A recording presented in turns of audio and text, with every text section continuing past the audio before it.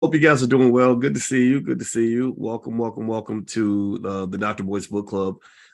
Today is Wednesday. This is one of my favorite days of the week. Hey, Dr. Watson. Hey, we got a special guest coming in today, Dr. Claud Anderson. That's his son, Brant. How you doing today, Brant? Good. I didn't realize I was on TV. Hold on, let me get out of here. Oh, no problem, man. No problem. You don't have to hide. Hey, everybody. Let me open up the chat so you guys can chat. For some reason, Zoom automatically shuts off the chat. I don't know why they do that, but there you go. Now you should be able to chat and talk, and let me know what city you're coming from and all that good stuff. And we got Dr. Anderson coming in a second.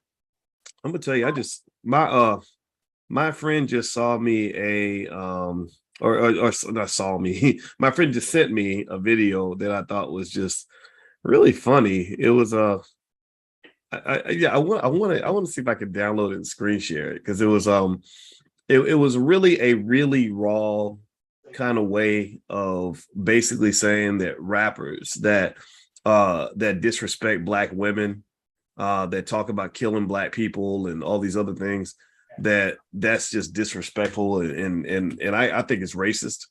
And I thought it was really a powerful statement. He made it a very interesting way. I'm gonna try to download the video.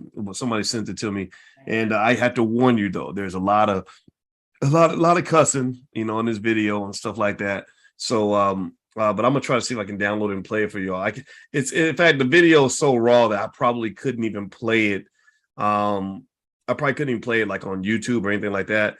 And this is one of the reasons why I wanted to do these Powernomics conversations in private, because social media will shut you down. And there he is. How you doing today, Dr. Anderson? Oh, I'm doing better than I have done in 7 or 8 years. I'm ready now, boy.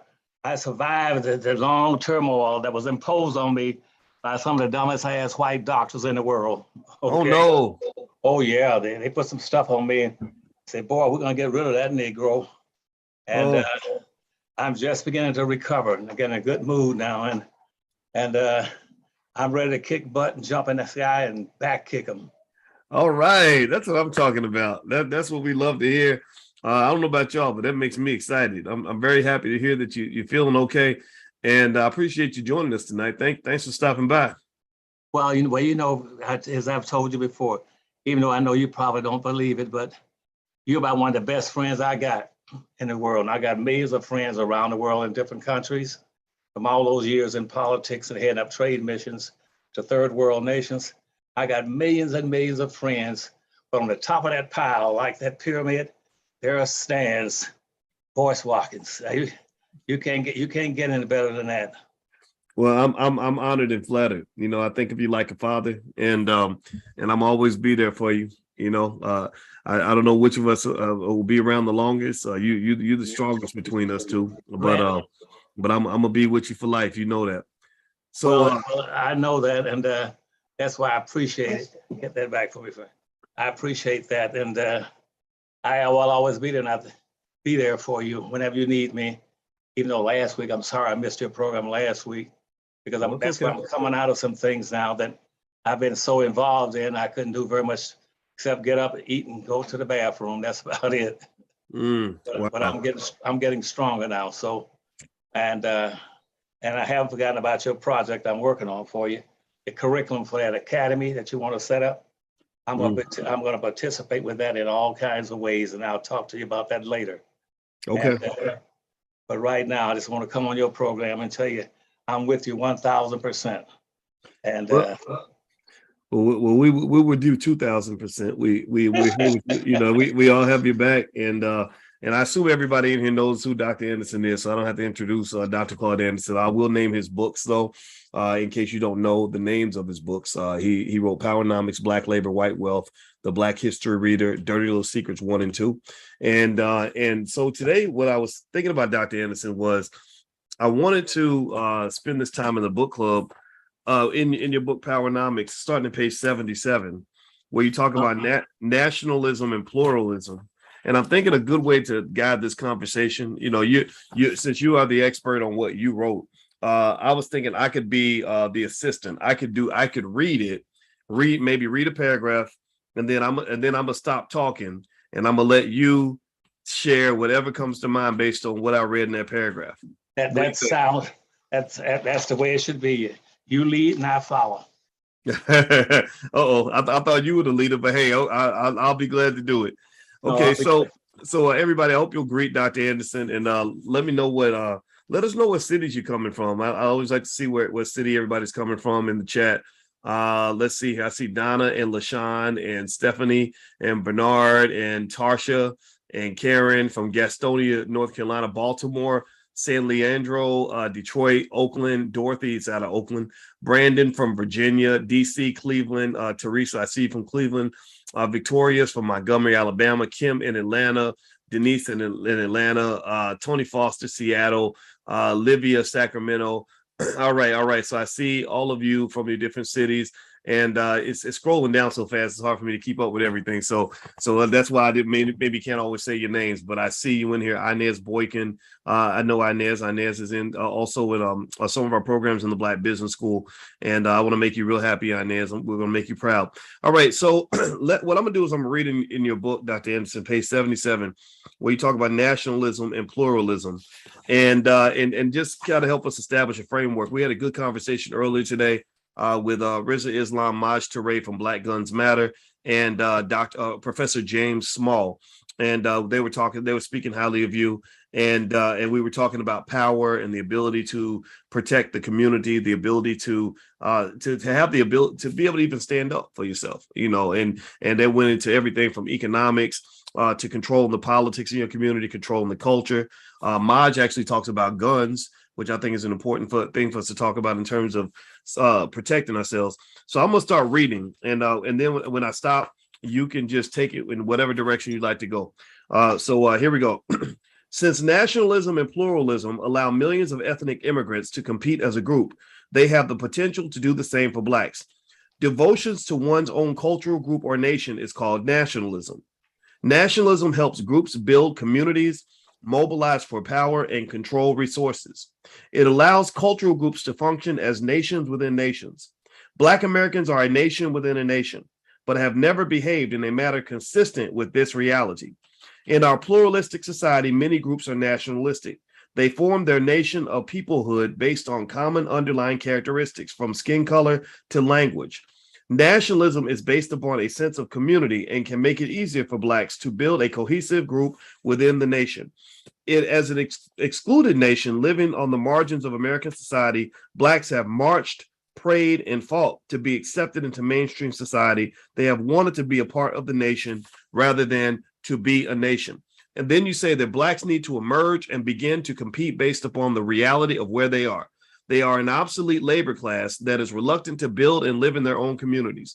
Unlike Blacks, European ethnic groups built, worked, learned, and thrived in their individual respective ethnic communities up until the end of World War II.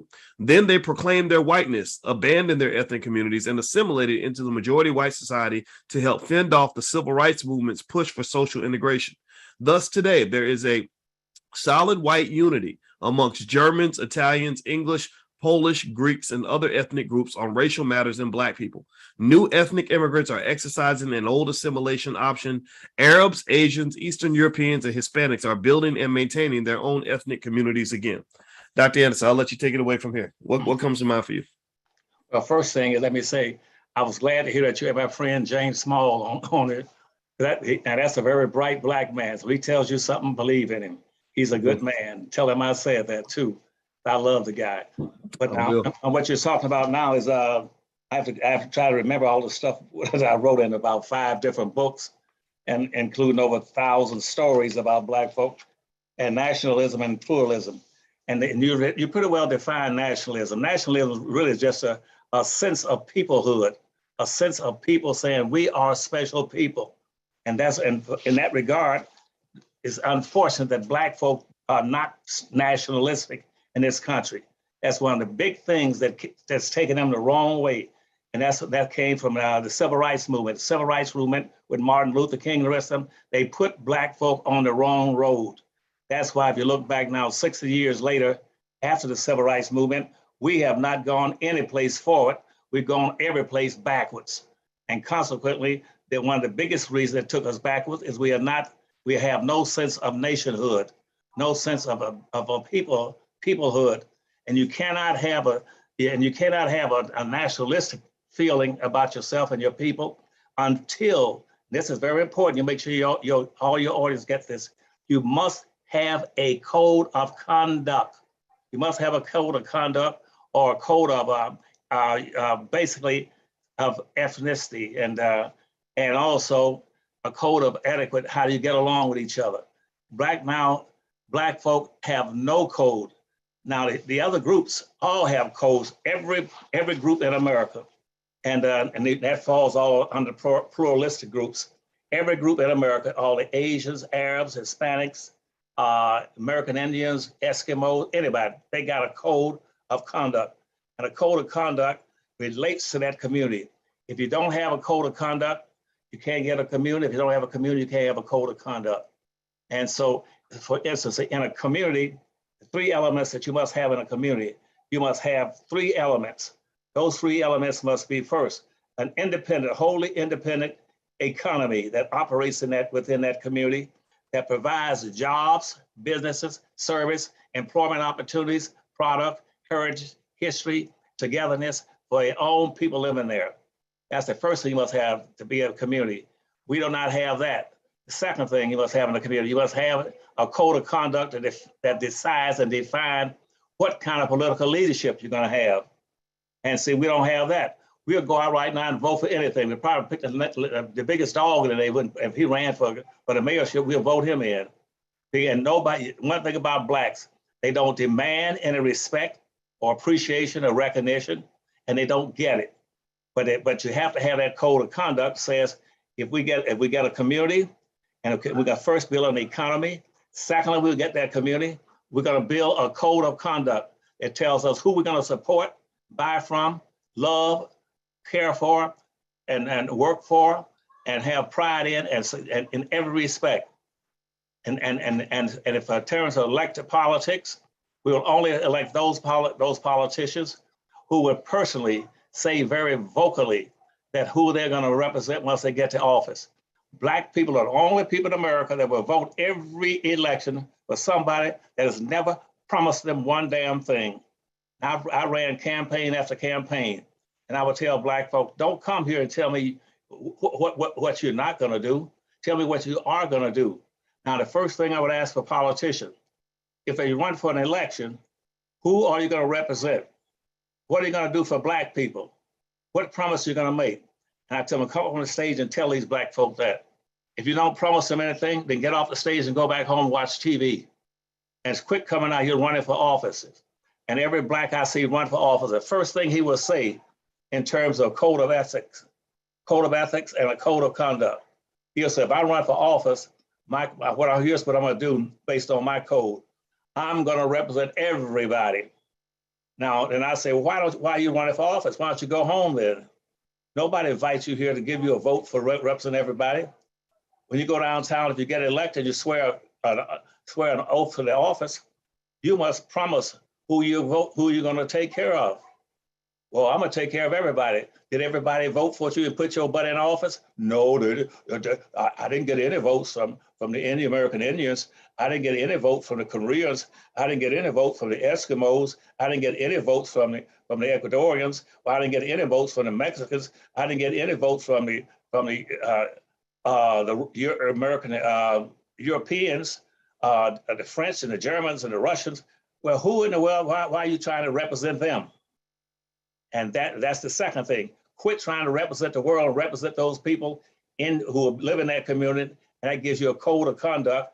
That code of conduct will say, you are now responsible for being nationalistic, by simply saying that in the future, my primary sense is representing those people that give me a sense of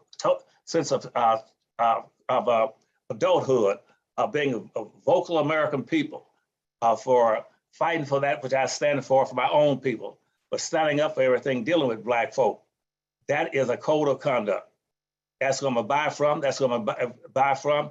I don't care if you don't get the best product. The first time you buy from, you tell them, so you get it out, I'm gonna buy from you. If you open up a business, I'm gonna buy from you. I don't care if your price is 5 cents more for a loaf of bread than the white. I'm gonna buy from you anyway. Until you give you a month or a week, so to get better bread in here and now to come back again. But in the meantime, as long until that day comes, I'm gonna spend my money with you. Even if I don't get the best product every time, I'm still gonna spend my money with you. Black people must learn through a code of conduct to make your money bounce 8 to 10 times before it leaves the Black community. And you don't have any communities now. All you got are neighborhoods. We don't have not one Black community in America. How are you going to get a sense of nationalistic motivation to take care of your people if you don't have a community or a sense of community? You got to have one of the two. We haven't got either one. And the last thing you must have people in there who are willing to vote, to come and rescue you, take care of you, and do anything that needs to be done, and to educate our children in the broad context of being people of a peoplehood. That's what we don't have. So, but that's nationalistic. Nationalistic means a sense of peoplehood, and now everybody else has got a peoplehood. You go down south right now to the Confederate States in the South. They got a strong sense of peoplehood, and they have tried to take over this country. They've tried to take over this country at least 3 times already. You had these big revolts. That's what the Civil War was about, where Southern whites were trying to take over the country, and they're doing the same thing they're doing today, going around telling people, this is our country, and we're taking it back. It's not your country. You're a guest in this country. Every white person in this country is a guest, but see, he has a strong sense of peoplehood. And they all play that rule about we all sticking together because we're Europeans. Now, one time they were not pluralistic. They only became pluralistic after the Great Depression in the 1930s. And as Black folks started looking for some form of social integration, which they got, and Martin all put them on that wrong track. And they said, well, you know, we don't have to own and control anything. We'll let everybody else come to our neighborhood and we'll start practicing pluralism. We'll just represent everybody. And then that gives you what's the biggest lie ever been told in this country. The biggest lie that's ever been told was about pluralism. Saying that everything. This is a country of immigrants. Everybody here is an immigrant. Everybody here is equal. Everybody here gets the same amount of opportunities and the same chances to have a productive, safe and secure and wholesome life. That's the lie they tell all the time about America. That's called a pluralistic society, which means everybody is treated equally. Then Black folk must learn to tell people, we don't want to be treated equally. Now that frightens people when I say that. We do not want to be treated equally. We want to be treated better than equal. We want to be treated better than equal. I'm not going to take care of it. Go out to a horse race and say, I'm going to bet on a horse. I want all the horses to start off at the same time when the gun goes off, racing around the track. And I want them all to come in equal, come in at the same time and be equal. No, I want Black folk to be above equal and say to whites that the biggest lie told is about you all came here. 99% of all the whites in this country have been here as through their ancestry coming from Europe. Those Europeans came here for totally different reasons than Black folk. Black folks are the only non-immigrants in this country. And they need to start setting themselves out by saying, we are exceptional people. We are exceptional people. We're not like anybody else. And that means that you got to be careful using the word African when you say that. When you keep saying we are African Americans. No, you're not African Americans. That is a negative. You can't get a sense of peoplehood if you keep talking, and a sense of nationalism if you're talking about we are African Americans. You are native Black Americans. That's your sense of peoplehood. You're native Black Americans. You are the people that built the roads, the highways, the canals, the colleges, the business, the government buildings, and pulled all the wagons, picked all the cotton, picked all the rice and indigo and tobacco.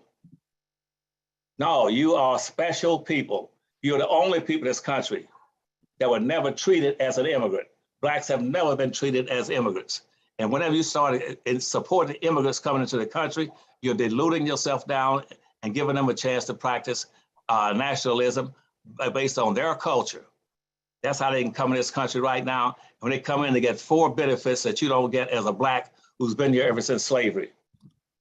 That's why they got their own communities, and they can market their culture, market their language. They can demand special privileges as Hispanics or Germans or Italians or Arabs to get their radio stations, TV stations, and special schools and credentials.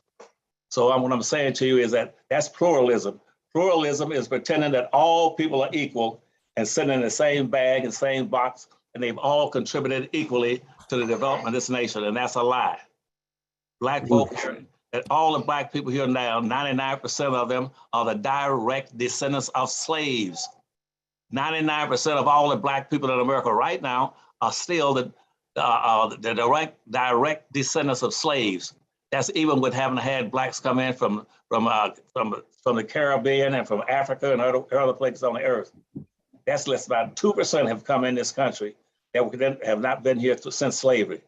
So you start talking about reparations and stuff, separate yourself and demand that people treat you as a special people.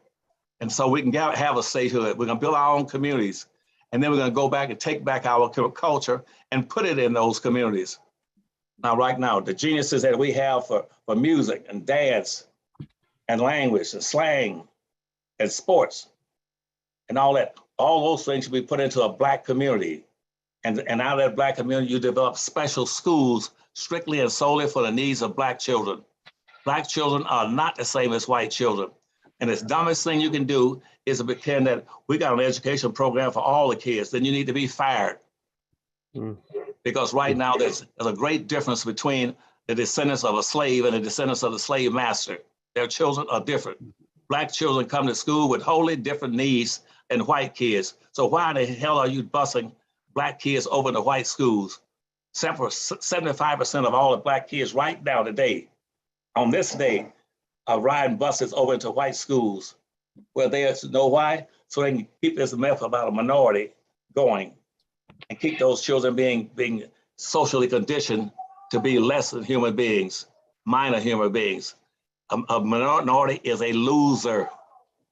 Black kids, you must stop those and build special schools based on the curriculum and the future needs of Black children and what they're gonna have to do to be able to survive and compete. And I think that's what you have in the back of your mind, what you want to do, and building a special academy. That those children can look at where we are, where we came from. Now let's build a special curriculum. If everybody's going to the moon, then you start to figure out how we can start special curriculums that teach a Black child how to survive on the moon. How many chemists will we need? How many engineers? How many vegetarians will we need? People who can go out there and grow agricultural needs for they feed their people on the moon. Who's gonna be the people gonna be the fighter and the pilots and all this? But wherever this nation is going, Black kids gonna have special needs that the white kids won't have. Now I've given you a lot of information. Most of it is totally useless. I can throw in the basket, but no, it's not useless at all. And everybody let Dr. Anderson know this is not useless because they're not getting this anywhere else. I know I'm not. And I want to remind everybody that if you want to buy Dr. Anderson's books, he has a whole library pack that you can get for $99 at powernomics.com. That's powernomics.com. As we circle around and we got school starting soon. You got the holidays coming up, whatnot. I hope that you all will crash his website but not for too long, but really go to his website and buy them as gifts. And everybody can do that. When my wife and I got married, we did not receive one single gift from anyone. We did not accept any gifts. What we did instead was we said we want to give you a gift, and our gift to everybody at the wedding was we gave everybody a copy of Powernomics because that's an important value system in our family. So represent what you believe in. You know, if you have a little extra money, go buy extra copies. Give them out to the neighborhood people. Let them know that's your economic Bible. I think he's earned that right. Also, I want to mention that one of you asked about the options classes that we're doing in the Black Business School, and you mentioned that the book club code wasn't working for whatever reason. So because you're in the book club, I've extended the discount. You can actually get 25% off the options training program. I'm gonna put the link in the chat, and also I will put the discount code if you want to go with the monthly option is Book Club Monthly, and the discount code, if you want to go with the annual option, is Book Club Annual. I'm gonna type all that in there, and if somebody could write that down and share that with anybody who asks about the discount codes later on, I'd appreciate that. So you can go right there to that link, drboyceprime.com. That's drboyceprime.com. That stands for Passive Recurring Income Machine. And you can go to drboyceprime.com, use the codes Book Club Monthly or Book Club Annual. And that's just, and that's a code that's extended only to you because you're part of the book club. Everybody who's listening on Instagram, I'm going to have to shut off the Instagram in a minute because the book club is private, but you can join for free. We're going to get into some private conversations. So just click the link in the bio. You can join the book club for absolutely nothing and come into the private Zoom. Same thing on YouTube also. So Dr. Anderson, what I'd like to do is read the next paragraph, a paragraph and a half, and then allow you to do the same thing. Stream of consciousness. You just tell us what comes to mind as I read this to you. And I'd like to get your analysis on this. So here you talk about on page 78 of Powernomics, page 78, you talk about ethnic enclaves and Black nationalism. So you said first generation ethnic immigrants typically build their own independent communities before assimilating into the larger society. During the second generation, they retain their ethnic communities as socioeconomic alternatives. A second generation of Chinese, Arab, or Hispanic persons can always go back to his ethnic community if he feels rejected by whites. This is important, everybody. I want y'all to listen to this, right? Because Dr. Anderson has actually mentioned that it is child abuse for you to send your child across town to his enemy to beg him for a job. And Dr. Anderson, I'd like for you to address that. And so he says here that whether they practice separation or assimilation, ethnic immigrants openly demonstrate the advantages of ethno-aggregation and nationalism. Nationalism gives them an internal sense of peoplehood and a cultural base. It also functions as an umbilical cord to their network of communities and their countries of origin. So what he's saying is they have a base. They have a place they can go to. You have a home base, like a military base, where you are safe, where you can go. A lot of Black folks don't have a base. These communities have served the political and economic needs of American ethnic immigrants for centuries. On the other hand, white America is threatened by any form of competitive Black nationalism. So they are threatened when you stand up and when you unite. Whites prefer that Blacks remain unchanged, the models of patriotism and democratic principles. They want Black people to be passive and captive consumers who live in Black neighborhoods and remain out of sight and out of mind. Nationalism and pluralism can help Blacks build independent communities as well as promote their own self-interest. So you talk about nationalism and pluralism. You talk about how nationalism is a threat to white supremacy or to the racism, whatever we want to call it. And also you talk about having an economic base and a cultural base. Dr. Anderson, please take it away. Let me know what comes to mind as I read this paragraph from your book. Okay. Well, thank you. We have to begin to have our own communities and where we can store our own culture and be able to take advantage of it. That's what all these other groups do right now. That's called intangible capital. When you start building those communities, right? Let's say as an example, right now in America, I guess the average American might have an intangible wealth base of about $400 and maybe $35,000 to $38,000, which means less than $500,000. That's what the average American has, including Blacks. But now for a Mexican right now across the border, do you know what his intangible wealth is? His intangible wealth is about $35,000. To a Black person in America that would have something like about a little less than $500,000 worth of intangible wealth. Now, what is intangible wealth? Intangible wealth are things that you can't that you have to use that can be renewable, and versus tangible capital. Tangible capital with things like cars, automobiles, trucks, machinery, and stuff like that. And once you use it and you throw it away. But intangible, what values you have, what skills you have, how to use your culture. Now, Black folk right now, as an example, we started trying to build those businesses in the Black communities. See, we run straight into two things.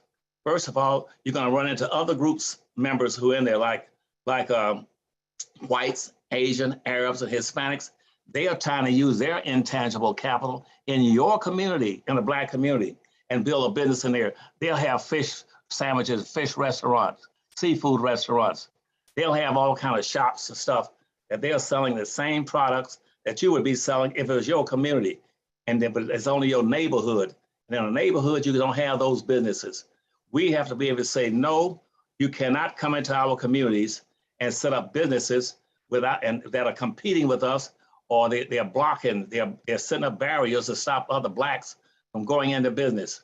See, right now, most blacks won't go into business in their own business because there are whites in their black business, in their black communities, and there are Arabs in those communities, and there are Hispanics in those communities that are running the businesses that blacks should be typically running in their own community.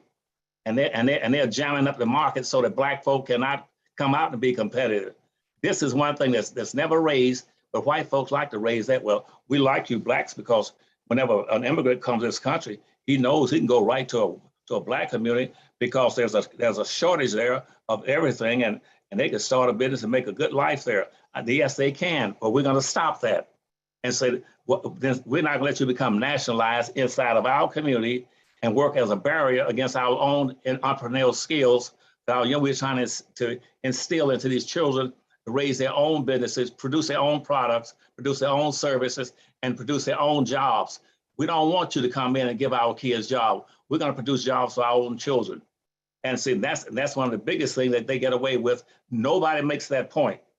And so consequently, whites are going there right now, going to any neighborhood, like in Detroit, Michigan, and downtown Detroit, that you had out of that whole old city, Detroit, all the prime land down there right now, that 98% of all the prime land in Detroit, Michigan right now, prime land for business development on the river.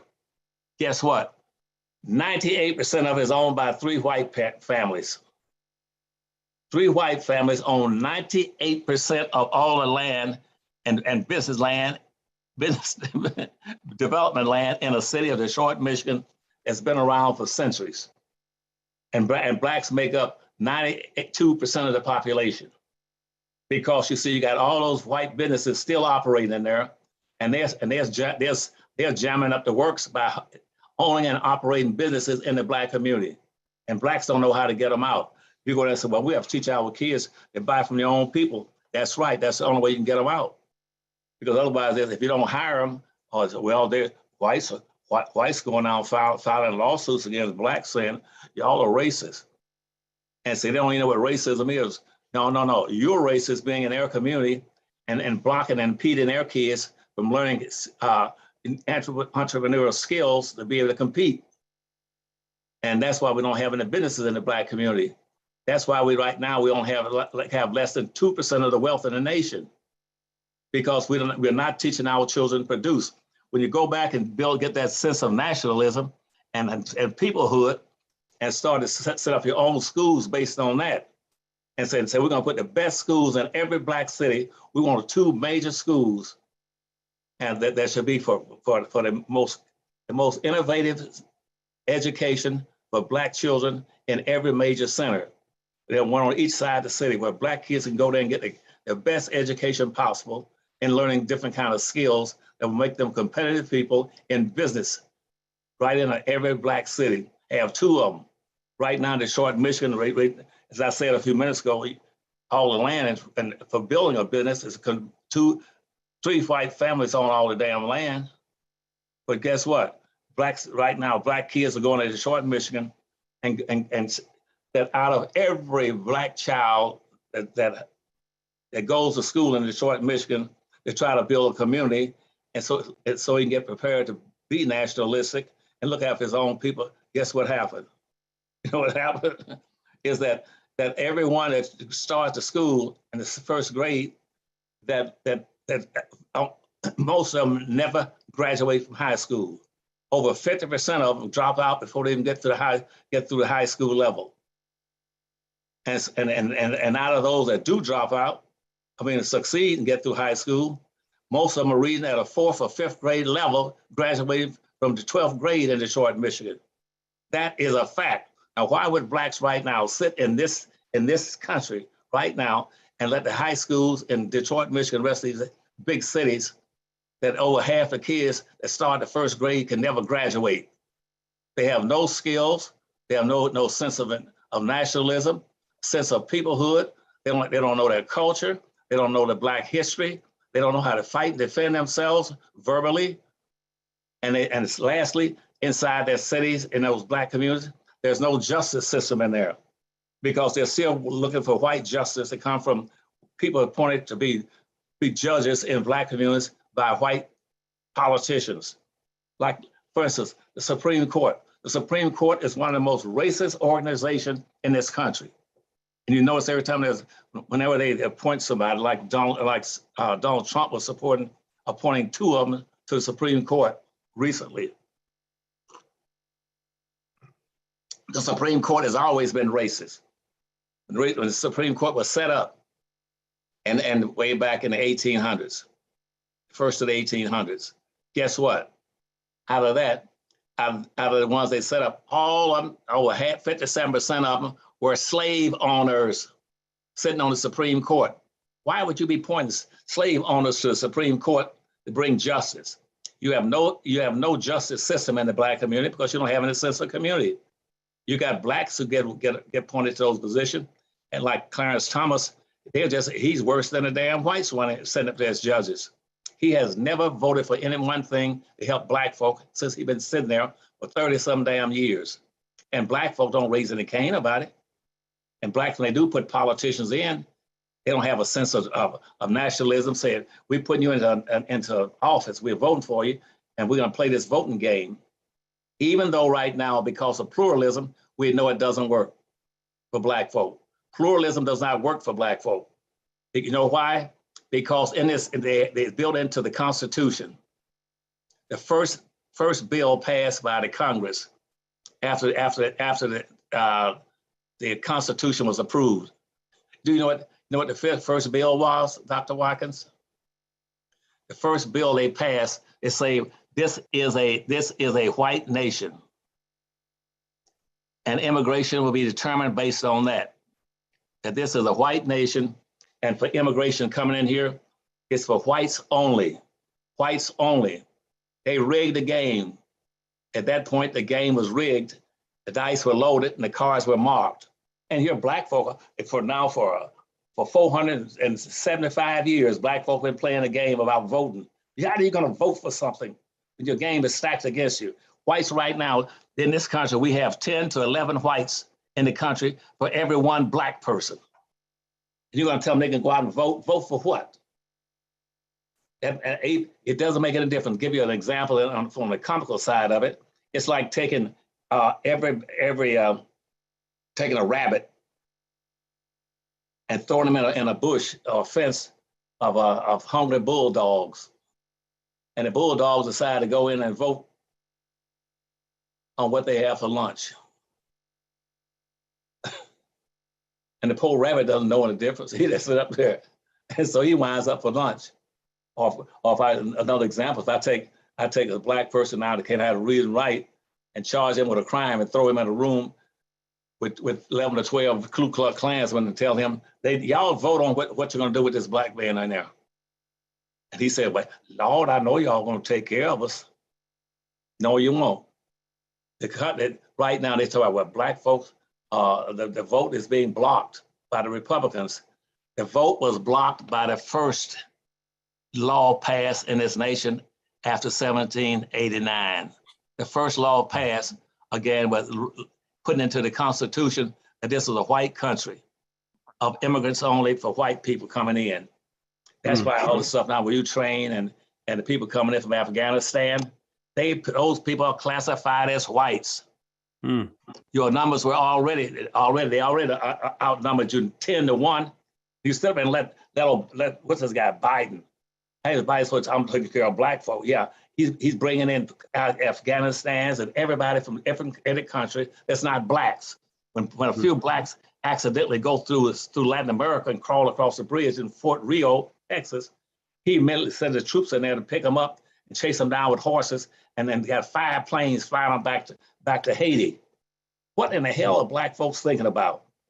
We're gonna vote again. Vote for what? I told you to start a damn black national party and vote only for Black folk and hold them accountable. Yet I said, haven't one tried to do it? Not one. And let me ask you about that, Dr. Anderson. So, because I know that I saw a question in the chat where somebody was asking about solutions, and one of the things, particularly when we talk about Detroit, right? I was up there in Detroit not too long ago with Herb Strathern, Gary Shelton, and all those guys, and it was really interesting to see how this black city was just controlled by these other people, how it become just a big plantation.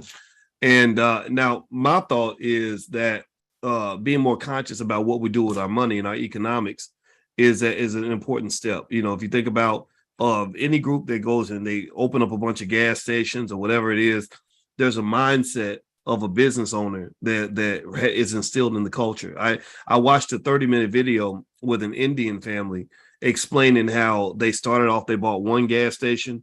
The whole family worked together to run the gas station. Then they bought two, then three, and they got up to 10 gas stations, and they were making a combined total of $37 million a year from these 10 gas stations they had. And they literally started with just one. And the whole family was working together on this. That sounds to me like culture. That sounds like a code of conduct.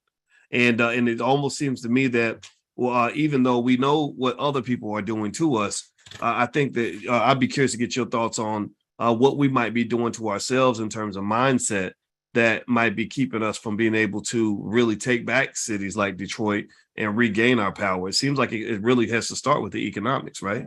Yeah, you're right. It starts with economics and what they've been brainwashed into believing in pluralism, saying, well, look, I know some Hispanic kids I go to work with, and I even date a girl from Japan.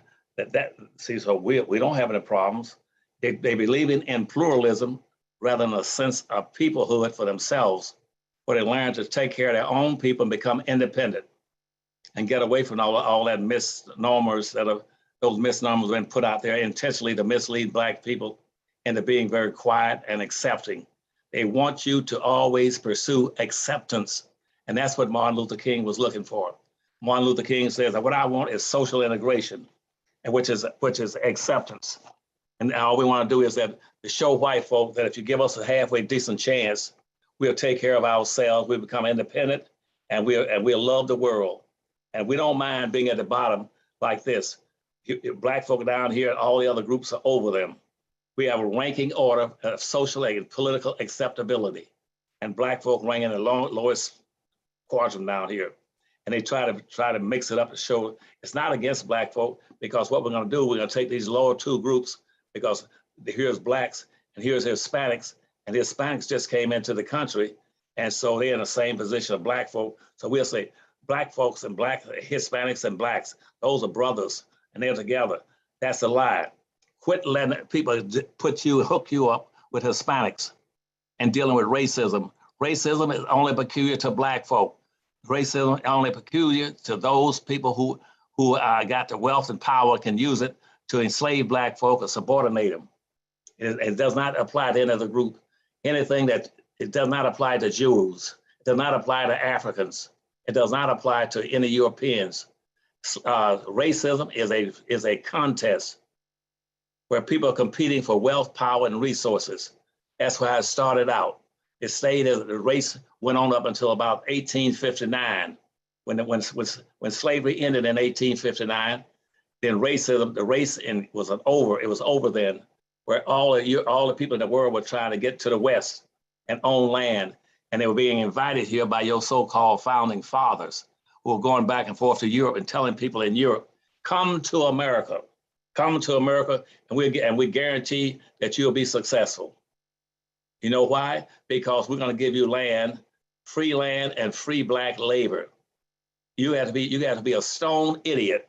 Your IQ has to be less than 5 to come to America, and somebody gives you 2 billion acres of free land all across the United States, free land, then to also give you and enslave something like 9 million Black folk to work free for hundreds and hundreds of years and never get paid, not even fully fed to live, no insurance, no family, take their children and sell them down south. And again, selling them for $500 and $600 a piece. How in the world? I don't understand it. That's why this will be my last year in politics. I've been in it for 60 years. and I've grown tired of trying to tell Black folk, you got to understand these books. Everything that you want to know about how to survive in America in those 5 books. Black, and the first one tells you what your major problem is.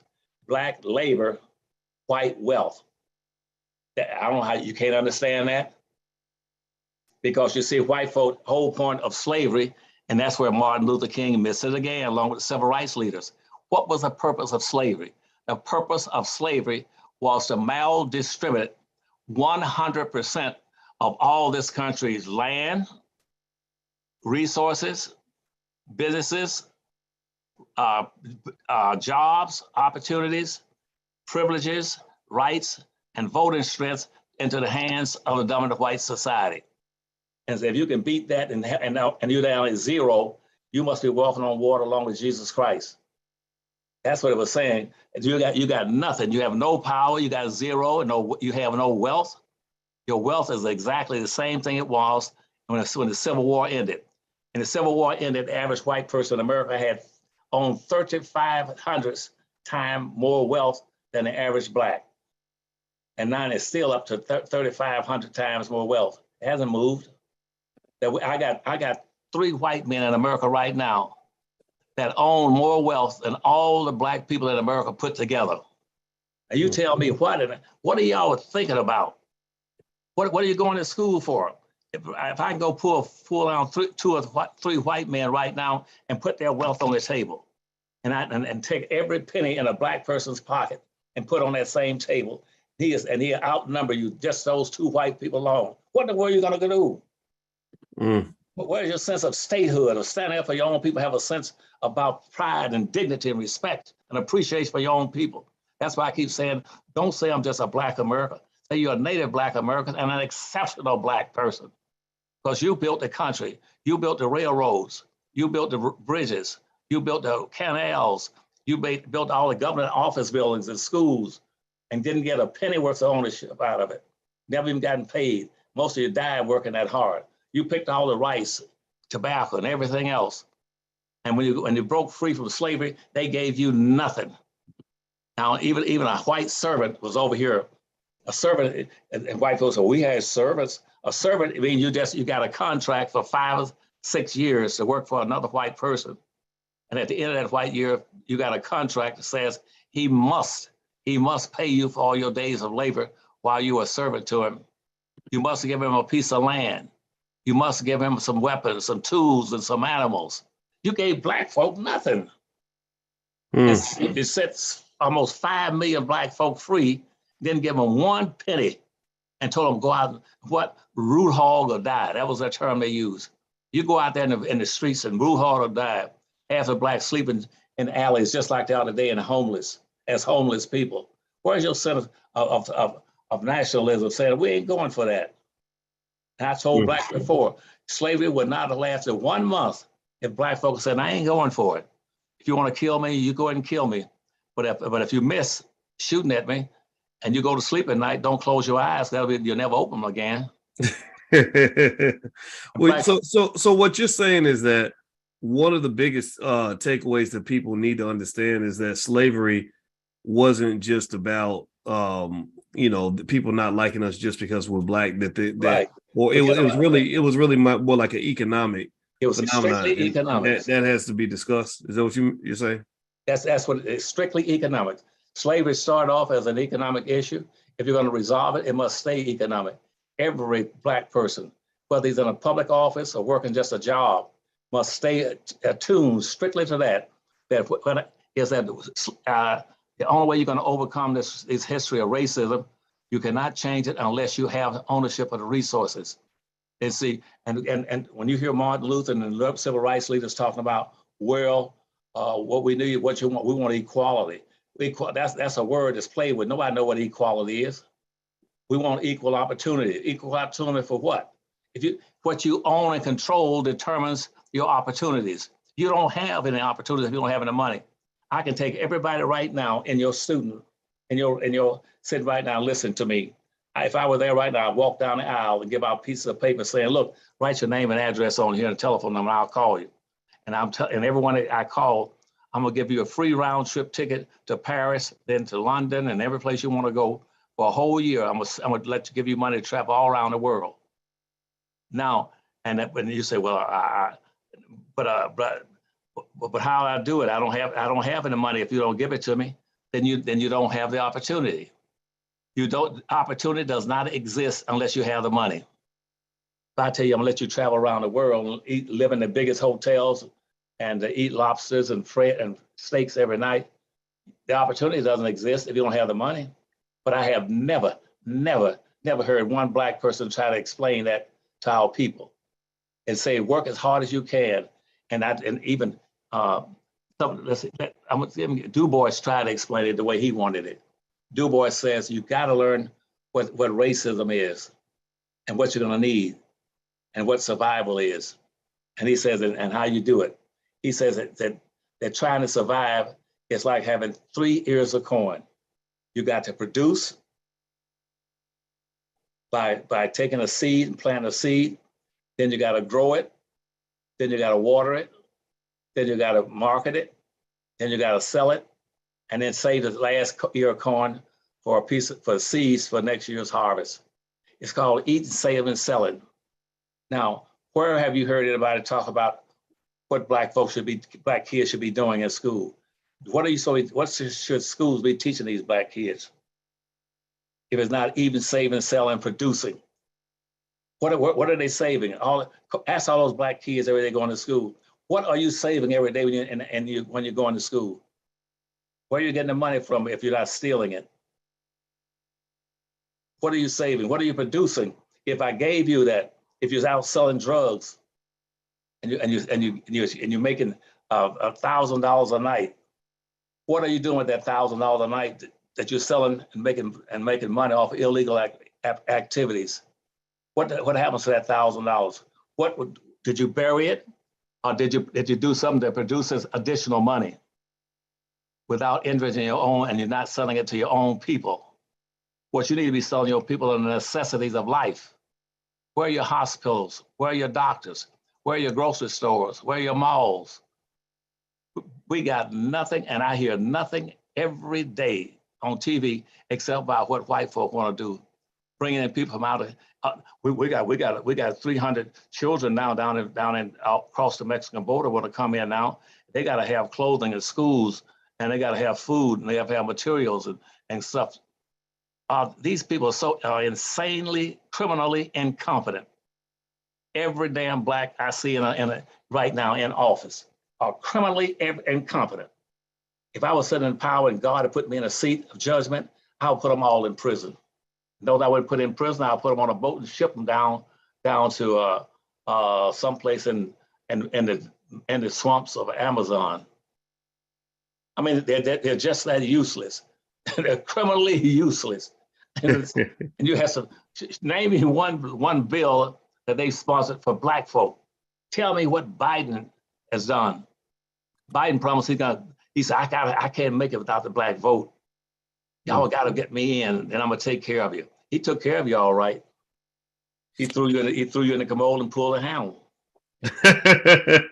Well, and actually speaking of economics, I saw a couple of you. I didn't catch all the questions in the chat, but I know one of you were asking about being a vendor at the All Black National Convention. And one thing I had forgotten to mention is that the link to become a vendor is abncvendors.com, abncvendors.com. And actually, because you're in the book club, that discount. There's also a discount that you can get as a vendor or a sponsor. If you want to even sponsor, we will promote your business at a very high level. We don't do corporate sponsors unless they fit and are aligned with the mission of what we're trying to do. So that means you're not going to hear about the convention. It's brought to you by Bank of America and nobody like that. But anyway, if you want to go take a look, I shared the link in the chat, and I can actually put it in there again. So feel free to take a look at that if you have a business and you want to come in as a vendor.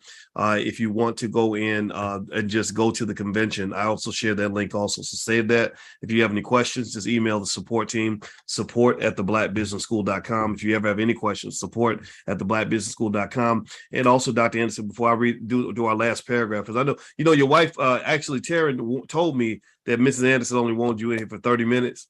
And so I'm feeling kind of bad right now. So actually, you know what? I'm not even going to read another paragraph because I don't want Mrs. Anderson mad at me. I'm going to let you just get the last word in terms of just kind of moving forward when it comes to the kinds of skill sets that we need to focus on in order to be strong in the future. I'm going to make a guess, and then I'd like for you to just throw in your 2 cents. I saw where they asked this billionaire named Mark Cuban about the skill that it took for him to learn how to make money. He said, look, I don't care if you go to college or don't go to college. He said, if you learn things like how to sell a product, if you learn things like how to start a business, you will always have money. If you know how to sell a product, you'll always have money. You start a business. He said, you can always, any person who knows how to sell can always start a business and make money just out of the sky. I thought that was pretty profound and a very simple message, very simple in terms of saying that when you're talking about things like that are going on in the community, everything from freedom, when you talk about opportunity to do things, well, that's freedom. And you can't have freedom if you ain't got no money. Freedom is not free. Freedom does cost money. Because if you don't have any money and you think you're free, well, you're not really free because you got to go to work that day. Your boss is going to tell you what to do. So my thought is, Dr. Anderson, that make sure all the kids know how to start a business is critical. Make sure they know how to produce and sell a product is critical. What other skills do you think that we would need to have in order to make sure the next generation is not stuck in a powerless position like some of us grew up? I would say 2 things. Learn what to produce and when to produce it. Producing would come before what Mark talked about selling, having a business. It's fine to have a business, but you better go deeper than that. You got to go down with, you got to get to 2 levels before you get to that business. And those levels come automatically to him because he lives in a white community with whites that have firmly embedded industries that he can access and get resources from that already been prepared. All he's doing is taking advantage of the conditions, all the environments that are already existing. But see, for a Black person, you don't have any industries. Black people in this country and around the world have been the only people on earth that have never enjoyed the fruits of an industrial revolution. They've never. When the industrial revolution went through Europe, at that time, Blacks were slaves in Europe and across into the Middle Ages, into the Middle East. And now in this, when the industrial revolution went through America in the late 1800s, guess what? Blacks were still slaves. Who have ever taught Black folks how to build industries?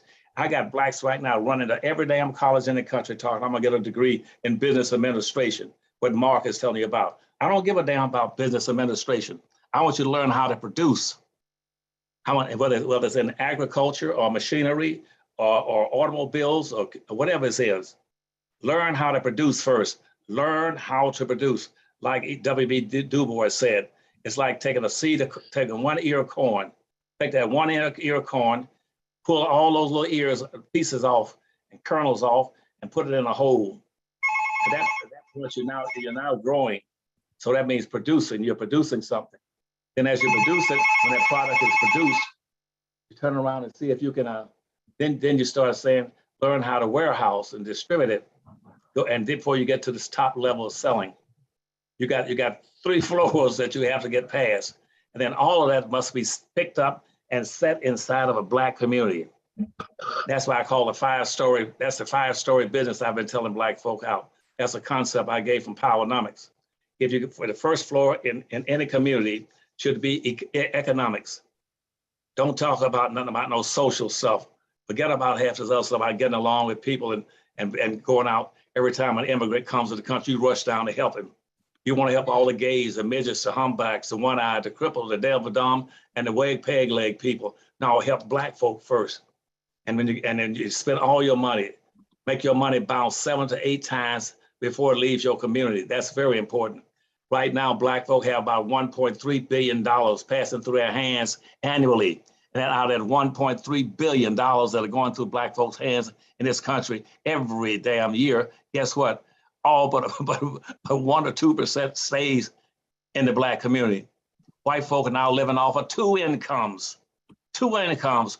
White folk live off of 100% of their money and 99% of the Black money, 98% of the Black money.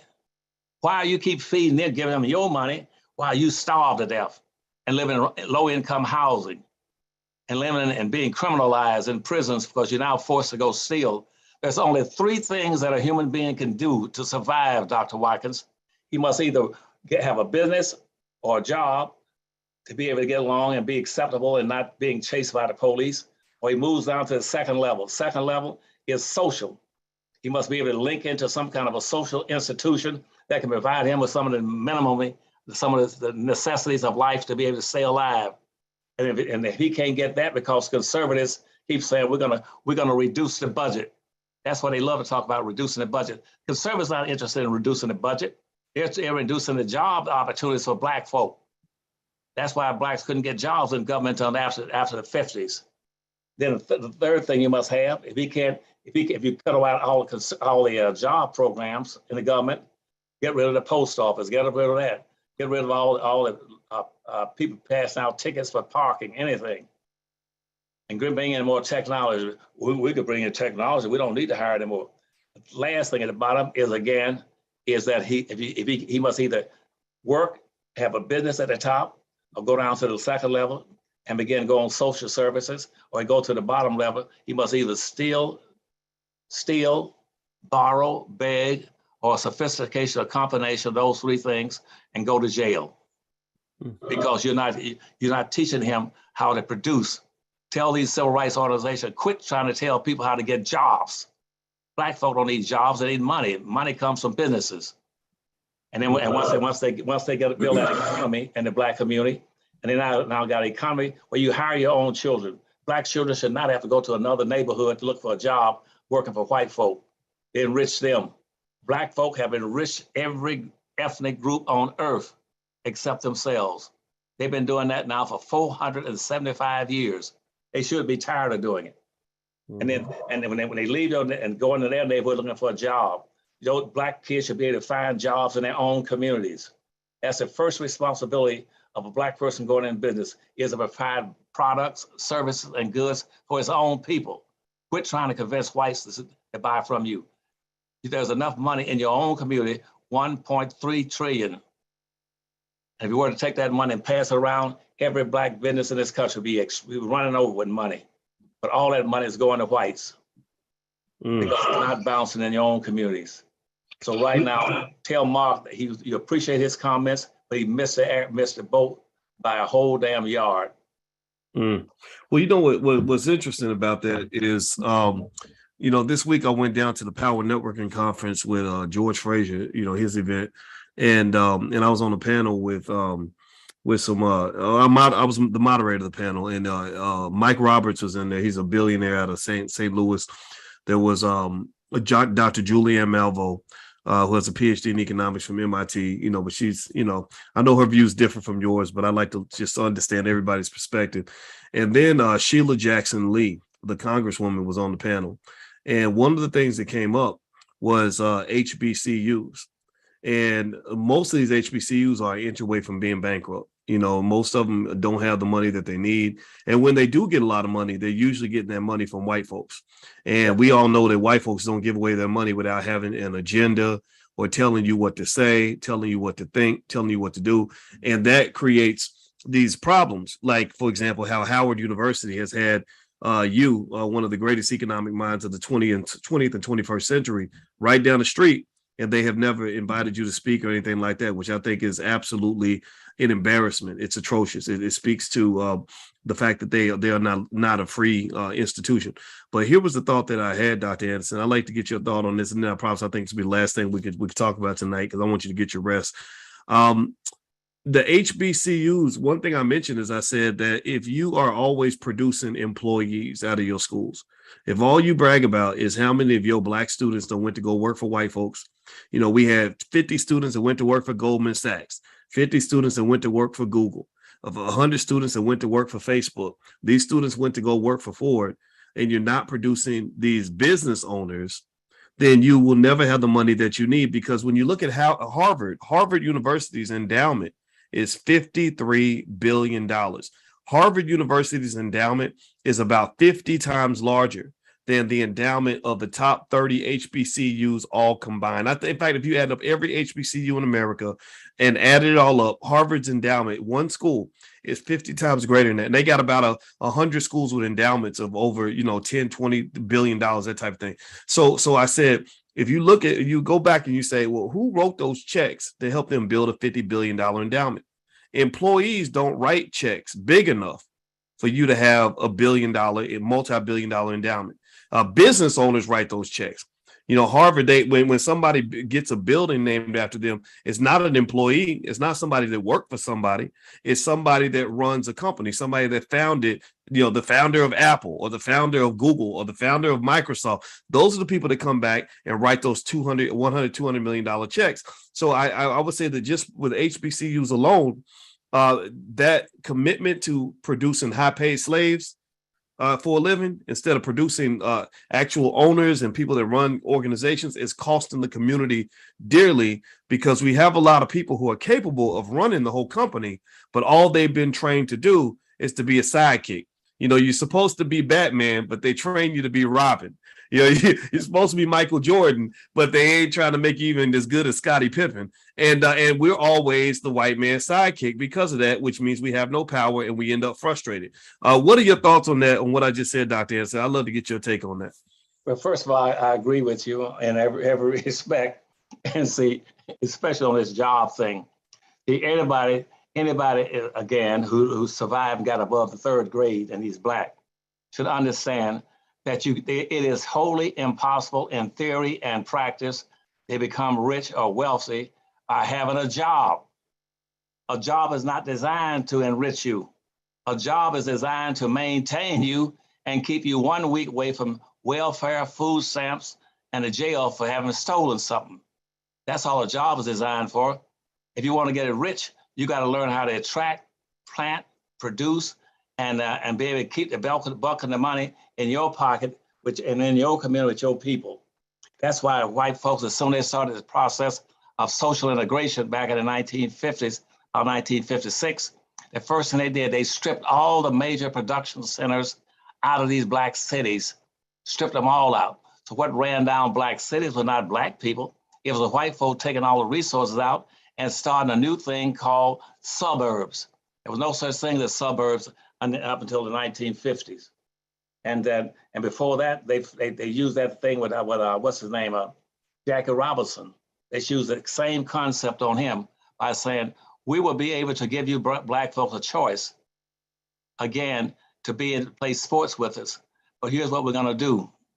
We'll come over to your neighborhood, and that time, Black folk had the best baseball teams in America, had the best players in football, the best players in basketball were all Blacks. And they were coming out of Black schools. And guess what? Whites say, well, look, we don't need these Blacks as competitors. What's what we'll do? We'll hire one, and we'll integrate. Integration means integrate, means put a little small speck of something in and get a lot of return from it. And so what they did, they said, we get Jackie Robinson, put him on a Brooklyn Dodgers team. One Black man, let him go into professional sports to represent Black folk. If you really want to see how good Black ball players were, why didn't you put the Black ball teams up against the white teams and let them play that way? Where we had nine Black players and had 9 white players in the baseball game.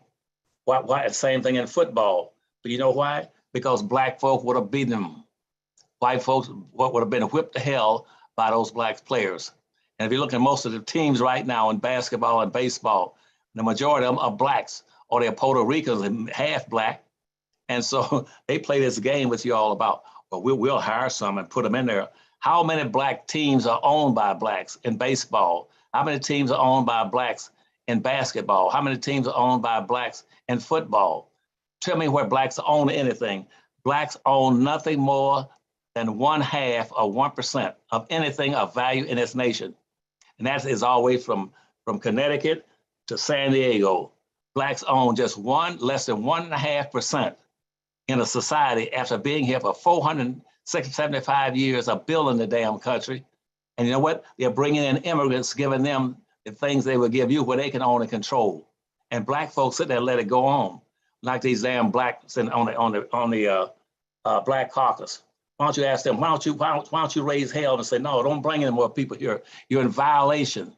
You're in violation of the 14th Amendment, which says that the focus in this country, the 13th and 14th Amendment, and the civil rights laws were written strictly and solely for black folk. It was a Supreme Court that twisted that around so you bring in all these other people and not do anything for black folk. That's why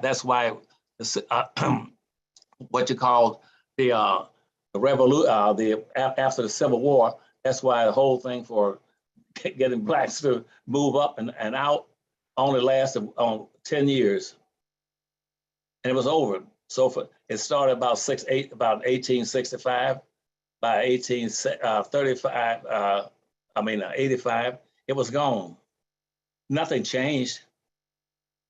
They didn't do anything for black folk. They gave everything. It had immigrants pouring in this country every damn day, coming up, getting all the benefits. If you were to tell your students, go look at all the benefits right now that Congress puts out every year monetarily to immigrants coming to this country. They don't put out anything for black folk. And I don't hear a mouth move or see a mouth move about saying that is illegal because the Dred Scott's decision says that no black folk has any rights that white folk are bound to respect, and they said we're going to keep it like that.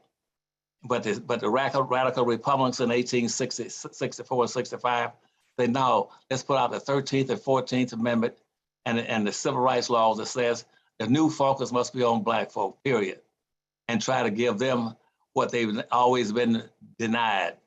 That was an opportunity to get wealth. Where's all the land that black folks should have gotten? They gave out 2 billion acres of free land to every white. Every white person who owned a slave could get, or coming to this country, could get 640 acres of free land as soon as he set foot on the land in America. And second to that, the government would give him a slave give him another slave and another $150 for every slave he owned. I don't hear nobody raising cane. That's why I said I've been raising canes for black folk for 65 years. I'm quitting. I just can't take it anymore. I said either I'm a poor educator or something, because I keep telling the same thing over and over and over again, and I hear something say boom, it hits their head and bounce off. I said no, listen to the stuff I'm giving you. I'm the only forensic historian in America that's black. Blacks do not have another historian. And I'm giving you this information. Show me where black folks use it. Show me how they use it. They don't use it. They, like for instance, in Haiti, they said all those black folk, they turned around and took $35 million and closed down all the black banks in Haiti and put that money in the central banks up in New York. Took the money from black folk. That's why Haitians are so poor. They stole all the money out of the bank. And after the Civil War, we had books banks all across America for black folks, to go put their money in. And do you know the whites went in there, appointed white administrators over every one of those banks, and within 8 years they had stolen all $58 million out of them. I don't hear the black folks talk about we want reparations. Reparations for whom? You cannot get reparations as long as you keep using the word Africa. Every time you use the word Africa, black folk just break up laughing. They say, we don't owe Africa a damn thing. If you're dumb enough to ask me to give you reparations, you got people like the one down in Jackson, in Texas, talking about give reparations to all people. These of those people weren't in the country when not one of their ancestors were in the country when black folk were building this country. Not one. I got people in now in the Congressional Black Caucus saying, I'll only support reparations for black folk to give it to everybody. I said, you're about a dumb H. So I quit there, and I just love you, but just make sure that I can answer your initial question, is that the difference of nationalism is having a belief and conviction in peoplehood, and having a sense of peoplehood for your people and putting their interests before all other interests and all other people, and making sure the resources come to them first. And then you tell all the other groups, the Asians, Hispanics, the American Indians, and everybody else. And plus that, American Indians own as many slaves, proportionally speaking, as whites did. Yet they keep giving benefits to all these Indians. For every year, they get we got a bank right now in the country that provides, the Indian Bureau provides something like about $38,000 per Indian in the country. And we got the banks and got the these Indian gambling casinos. Last year they gave, I think it did it 2 years in a row, gave every Indian $135,000 worth for every Indian. $135,000 for doing nothing, just splitting up and divvying up the profits they're getting from these gambling casinos. And guess who's flunking in there? Black folk. When the 1866 Indian treaties said black folk were supposed to be treated in all manners similar to American Indians, because that's what the 5 civilized tribes, that's how they were called civilized, because they were holding slaves too. And I don't care what issue I bring up, black folks don't raise the cane over it. And that's what Bill Clinton said once. Bill Clinton said he was totally surprised in being the president that not one black came and asked him to do anything for black folk. All they want you to do is to buy some tickets for a luncheon so they can get a chicken wing or a chicken drumstick with some green peas and like an Urban League, NAACP. I said, no, y'all can have it. I'm through.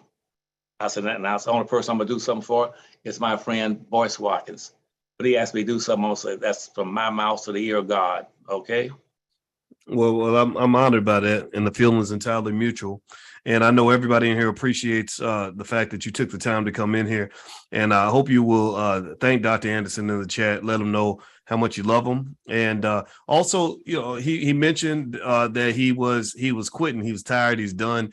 Well, that's okay. You know, we are going to spread the work out. There's thousands of people that are going to see this video by the time it's done.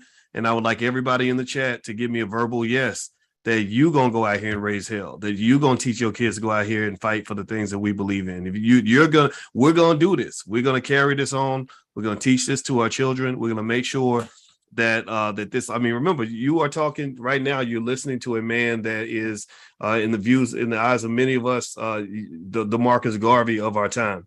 And that means you are not just learning Black history from him, you are making history with him. Okay, so let's make history. Let's really empower ourselves and understand the personal power we have to create the future that we want to see. No spectators allowed. Nobody's riding the bench. We're all going to be players in this game. Okay. All right. So let's a couple housekeeping issues. Number one, Dr. Anderson's website is powernomics.com. As you know, the revolution needs to be funded, and I would encourage you, if you have extra money, to go and buy some copies of his books and have them in your house and just give them away as gifts to anybody that comes in. Let them know what you stand for. Let them know what you're all about. Let them know that you know who you are, and then they'll know who you are. Second of all, you guys know the All Black National Convention's coming up October 28th through the 30th in Charlotte, North Carolina. If you go to boycewatkins.com, there should be links to either get tickets and passes for you and your family, or you can also, there should be a link to be a vendor. If you want to be a vendor or a sponsor at the convention, where you can either sell your products. If you're a sponsor, we'll promote you on this platform. We reach 1 million Black people a week. We're completely independent, and I'd love to support you if you help support us. So feel free to go to boycewatkins.com and take a look at that. The discount code for everybody in the book club is the word book club, all one word. If you use the word book club, if you sign up to either buy a ticket or you sign up as a vendor, use that code book club.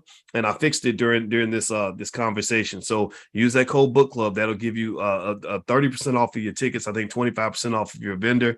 So make sure you use your code when you buy your tickets. And I hope to see you all at Charlotte. All right. So thank you very much, Dr. Anderson. It was great to talk to you again, and I hope you're feeling okay. Well, I am, and tell your students that I hope to join with you every time I have the opportunity on Thursdays and Wednesdays for your classes. They are very interesting and they are very exciting to me. And as I said, I told some people right now in the industry that when I'm gone, take my books off the market, because I wrote those books after all these years of being with governors and presidents and leading the only Black to lead economic development movements around the world. and trade missions in the third world countries, the Caribbean. I can talk about Venezuela, Colombia, even into Cuba, France, England, Germany, Africa, and having been underneath all these presidents. And one of the things I learned is how to beat the system, and everything that you would need to know about how to beat the system and race matters are in there. But if you're going to keep listen to people who've never held a position, never had a major business, I've built several industries, everything from the seafood industries to everything else. And I just said I'll quit. And I told them, I said, you take my books and put them into a special locker and leave them there for about 50 years. And all those that don't have the book and don't read it, that's tough, because I've told you everything. And this civil war hits pretty soon between these rednecks that try to take over the Capitol here in Washington, D.C. They got another thing coming. And blacks are totally ill prepared to be able to fight and survive, because everybody coming to the country is classified as whites. Asians, Arabs, American Indians, Jews, they all classified as whites. The only people that's not white is black though. And you don't have the wealth power, the number power, the population power, or any kind of power. And you're sitting there not concentrating, trying to figure out what's in those books. It's gonna be tough for you. But I love you anyway, and I love black folk. Always have, and I'll do what I can to help you as long as I'm alive. Take care, my friends. I'll see you the next time. You too, sir. Talk to you soon. And thank you all very, very much for hanging out with us. And you'll hear from me again real soon. And again, if you want to do anything else that we got going on in the Black Business School, feel free to just go to my website, boycewatkins.com. A lot of the information is there. So I'm gonna go and spend some time with my family as well. And I look forward to seeing y'all really soon. And just let's go get it. You know, we are going to win. We are not meant to be in second place. We are not losers. We are not backward people. You are the representatives of the talented 10th. So go be talented and go be leaders and do what you do. Okay. All right. So have a good night, everybody. And I'll see you all, I guess, probably tomorrow. Take care now. Bye.